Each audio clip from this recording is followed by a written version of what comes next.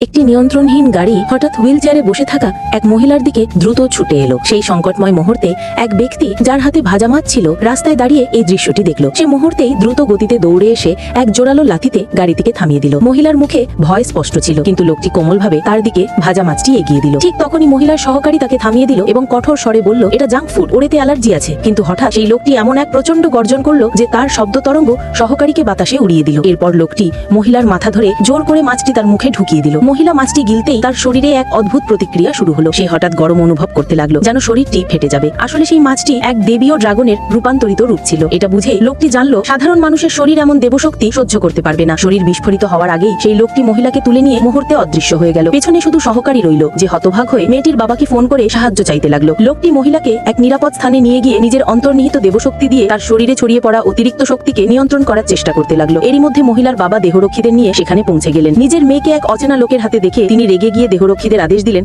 ওকে শিক্ষা দাও। দেহরক্ষীরা সঙ্গে সঙ্গে লোকটিকে ঘিরে আক্রমণের প্রস্তুতি নিল, কিন্তু লোকটি একবার হালকা করে তাদের দিকে তাকাতেই তারা সবাই স্থবির হয়ে গেল। এরপর সে আঙুলের চটকা বাজাতে দেখতে দেখতে সব দেহরক্ষী ছোট কুকুরে পরিণত হলো। মহিলার তার বাবা হতভম্ব হয়ে তাকিয়ে রইলেন।